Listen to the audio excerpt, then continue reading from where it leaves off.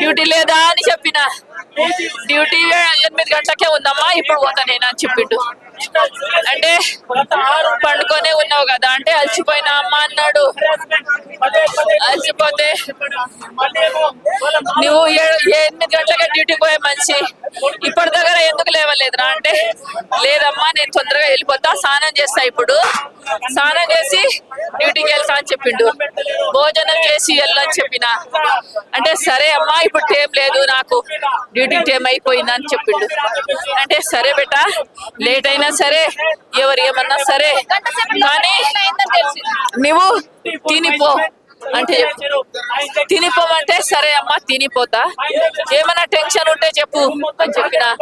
ఏం టెన్షన్ లేదమ్మా అన్నాడు. అంటే నువ్వు నిన్న మొన్న బాగానే టెన్షన్ పడ్డావు కదా అని చెప్తే, టార్చర్ చేసిరని టెన్షన్ పడుతున్నావు, ఇగో నీకు చేతనైతే చేయి, లేకుంటే వచ్చేయమని చెప్పిన. లేదమ్మా నేను డ్యూటీకి వెళ్తున్నా, ఇప్పుడు స్నానం చేస్తా, ఇప్పుడు నువ్వు ఫోన్ పెట్టేస్తే స్నానం చేసి తప్పున వెళ్తామ్మా డ్యూటీకి అని చెప్పిండు. అంటే సరే బేటా ఏం టెన్షన్ పడకు, తిని మాత్రం పో, డ్యూటీ చేయి అని చెప్పి. ఇంతకు ముందు టార్చర్ పెట్టిరు వానికి బాగానే, సీనియర్ వాళ్ళు పేరు చెప్పమని చెప్పిన, పేరు చెప్పలేడు. అవును చెప్పిండు, బాగానే సీనియర్ తోటి టార్చర్ ఉందని చెప్పిండు. ఇంతకు ముందు సీనియర్ తోటి టార్చర్ ఉందని చెప్పిండు. వేరే సెక్షన్ అంట, ఇప్పుడు వేరే సెక్షన్ లో పోయినా అని చెప్పిండు. ఆ సీనియర్ వాళ్ళు ఏమన్నా అంటురా అని అడిగిన. అంటే ఏమన్నా మా అమ్మ బాధపడుతుందని చెప్పలేడు. ఏం లేదమ్మా బాగానే ఉన్నా అని చెప్పిండు. ఏమన్నా టార్చర్ ఉంటే ఏమన్నా ఉంటే మామకి చెప్తే మామ ఎవరితో మాట్లాడతాడు. మా అన్న వాళ్ళకి ఈడ తెలిసిన వాళ్ళే ఉన్నారు, ఈడ టార్చర్ ఉంటే చెప్పు మామ వచ్చి మాట్లాడతాడు మంచిగా. వాళ్ళకి లేదమ్మా ఇంకా ఎక్కువ చెప్తారు, సీరియస్ అవుతారు వాళ్ళు, ఎక్కువ టార్చర్ పెడతారని చెప్పిండు. మా అన్న వచ్చిండు, నేను మాట్లాడతా అని చెప్పిండు. మా అన్న ఎవరికో తోలుకొచ్చి పెద్దవాళ్ళు ఉన్నారంట ఇక్కడ, నాకు తెలియదు, వాళ్ళతోటి మాట్లాడిపిస్తా అని చెప్పిండు. ఇట్లా మాట్లాడితే నాకు మళ్ళీ ఎక్కువ టార్చర్ పెడతారని చెప్పిండు. వచ్చి గంట సేపు మాట్లాడాను బాబుతోటి. ఏమరా నేను వచ్చేసి ఓ నెల ముందు వాళ్ళు డిపార్ట్మెంట్ చేంజ్ అయిన తర్వాత నేను మాట్లాడాను. ఆ డిపార్ట్మెంట్ లో 3 persons ఆంధ్ర వాళ్ళు, 3 PG స్టూడెంట్స్ వాళ్ళు అది కాదు, అంతమంది అందరు మా పిల్లలంతా బీటెక్ లో అయిపోయినాయి, అన్ని అయిపోయినాయి.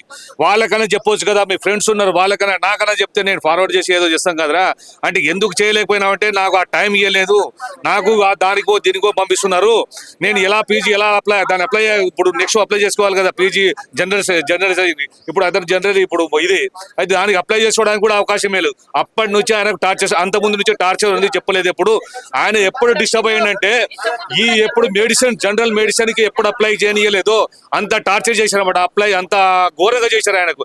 ఏమన్నా అంటే వాడు ఫ్రీ వచ్చిండు, అది వచ్చిండు, వాడు పంపిరా, వాడికి ఏ టైం లేదు, 24 hours వాడికి అదే పని. రాత్రి 12:30 1 గంటకి ఏమైనా ఉంటే ఏమన్నా పోయి రిపోర్ట్ తీసుకొని పంపిస్తారంట వాళ్ళు. ఆ టైంలో మళ్ళీ పోయి అనుకో, లేరంటే నువ్వు రా, అంతసేపు ఏం చేస్తున్నావు, చద కదా నీకు, ఏం పని చేస్తావు నువ్వు, రా అంటారంట. మళ్ళీ వచ్చిన తర్వాత మళ్ళీ తీసుకురా కూడా ఎందుకు వచ్చినావు, తీసుకురా పో అని మళ్ళీ పంపిస్తారంట. ఇది టార్చర్ వాళ్ళది. వాళ్ళ నుంచే అయింది. వాళ్ళు 3 persons ఎవరు ఉన్నారు హెచ్ఓడి తెలియదు. అదే చెప్తున్నా, అడిగిన నేను వచ్చి మాట్లాడతారా పా, ఎవరితో మాట్లాడతా, ఎవరితో చేయాలని మాట్లాడతా పా అంటే కూడా వాడు చెప్పలేకపోతాడు. వద్దులే మామ నేను చూసుకుంటలే మామ, చేస్తలే మామ అని వాడికి చేసి 1-2 గంటల సేపు మాట్లాడాను వాడికి. అయినా కానీ వాడికి ఏం లేదు, చెప్పాను మంచిగా చేశాను కానీ ఒప్పుకోలేదు. అంటే మళ్ళీ నాకు ఫోన్ చేస్తే కూడా ఫోన్ ఎత్తట్లేదు. ఎందుకు ఎత్తట్లేదు, మా చెల్లెలికి ఫోన్ చేస్తే పర్వాలేదని చెప్తాను. వాళ్ళంతా టార్చర్ చేశారు కాబట్టి అతనికి అలా చేసుకోవాల్సి వచ్చిందండి. ఏమంటే ఫ్రీగా వచ్చింది, వాడు ఫ్రీగా వచ్చినవాడు వాడిని చెప్పేసి టార్చర్ చేశారు వారికి. ఇప్పుడు వదిలేస్తే 75 లక్షలు కట్ట, సరే కడదాం రా బాబు, పోతే వద్దు అనుకున్నాం అంటే కడదాం, మనకే లేదా ఉంది, ఏదో ఒక ఎక్కడ పొలంతో పట్టేసుకుందాం, సరే ఇంటికాడ కూర్చోరా అని చెప్పినాం. అయినా కానీ మళ్ళీ ఇంటికి పోయేసి మళ్ళీ వచ్చిండు ఆయన. ఇది జరిగింది సార్. ఆడ జరిగిన హెచ్ఓడి ఎవరు ఆయన కేర్లెస్ గా నెగ్లిజెన్స్ గా సమాధానం చెప్తాడు ఆయన. మారిపోయిండు, చేసిండు, అలా చేసిండు. మా పిల్ల వాళ్ళు ఎవరు పిలువు, మరి వాళ్ళ పేరు అతను ఎవరి దగ్గర అసిస్టెంట్ గా చేశాడో వాడిని పిలవండి, వాళ్ళకంటే పిలుస్తలేరు.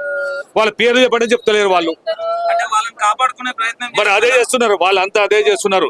ఆ అమ్మాయికి వాళ్ళ ఫ్రెండ్ అమ్మాయికి పెడితే ఆ అమ్మాయికి మొత్తం 2 hours అయితే పిలుచుకొచ్చారు. మేము అడిగితే ఆ అమ్మాయికి నాకేం నాకు ఎప్పుడు మనం వాళ్ళు MBBS కలిసి చేశారు. ఈడొచ్చి చేసి ఆమె సీనియర్, మీరు జూనియర్ ఈడవుతాయి. ఇప్పుడు పీజీ ఇప్పుడు జనరల్ మెడిసిన్ కి అప్లై చేయకుండా మాట్లాడుకోరా, నాకు సోన్స్ పర్సన్ ఇలా చేయడం వల్ల నేను అప్లై చేసుకోలేకపోని చెప్తాడు కదా. ఆమె మీద నాకు తెలియదు అంటారు. ఇప్పుడు ఎందుకు అలా చెప్తున్నావు అంటే నేను అదే ఆ అమ్మాయి మీద కేసు పెడతామంటే ఆమె భయపడితే ఏడుస్తుంది. అలా ఎందుకు కడుతున్నావు అంటే అంటున్నారు వాళ్ళు ఎవరు. ఇప్పుడు వాళ్ళకి సంబంధించి ఎవరు ప్రిన్సిపాల్ కానీ ఎవరు వచ్చి మాకు అడిగింది లేదు, మేము చేసింది.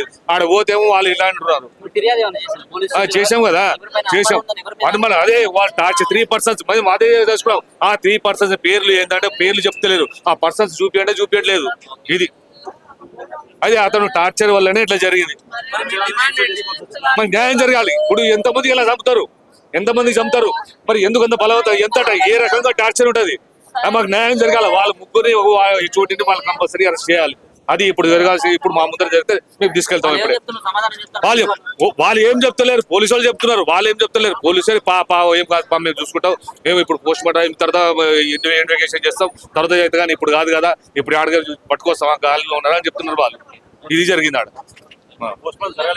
జరగలేదు. ఇక బయటకు వస్తలేరు ఎవరు. ఇప్పుడు ఎక్కడైనా ఓన్ అన్నట్లుగా చంపిరు, తాగుకున్నారు.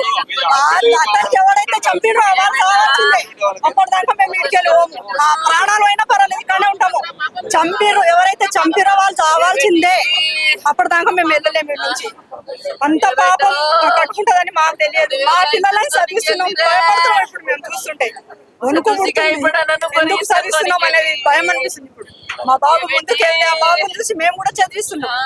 ముందుకెళ్ళా వెళ్ళిపోయాలి మా పిల్లలకి, కానీ ఇప్పుడు భయం అనిపిస్తుంది. మా బాబు చాలా హుషారు బాబు, అంత పిరికిగాడు కాదు, అంత పిరికి తనమే లేదు. 5 సంవత్సరాలు ఉన్నాడు, ఇక్కడ జైన్ 6 నెలలు అవుతుంది. ఫస్ట్ ఇయర్ టార్చర్ తో చంపేసింది. టార్చర్ పెట్టే చంపిరు.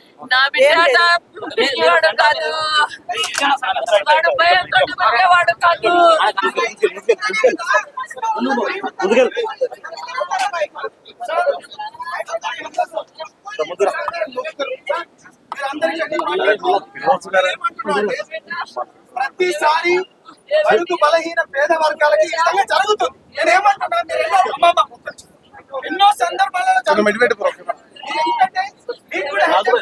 ఎన్నో కేసులు కూడా మేము చూస్తున్నాం. అల్టిమేట్ గా మేము ఏం కోరుకుంటున్నాం అంటే సార్, రాజ్యం వాళ్ళ చేతులకు ఇస్తున్నాం కానీ మాకు న్యాయం జరుగుతలేదు. సరైన న్యాయం చేయండి. అనేక కేసులలో ప్రీతిబాయి కేసు విషయంలో ఏమంటుందంటే, మీరు ప్రభుత్వాలకు మీరు దగ్గరగా ఉంటారు, మీరు ఆఫీసర్లు ఎక్కువ కాబట్టి ఇది పని చేంజ్ చేద్దామని.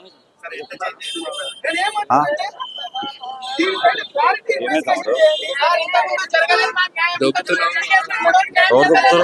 ఇప్పుడు మీరు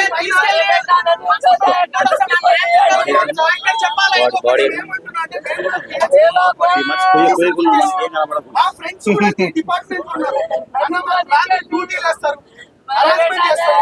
మీడియా ముందే సెక్షువల్ హరాస్మెంట్ కూడా జరుగుతాడు, కానీ నేను అది ఇప్పుడు చెప్పను. నేను ఏమంటున్నానంటే, నాకు క్లారిటీ చేయండి. ఈ తల్లిదండ్రులు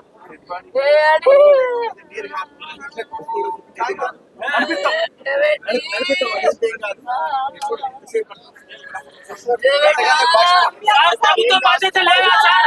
ఒక మంత్రి రాలేదా సార్? ఒక మంత్రి రాలేదా సార్? మెడికల్ కాలేజ్ సార్ ఇది. అవును సార్, డిపార్ట్మెంట్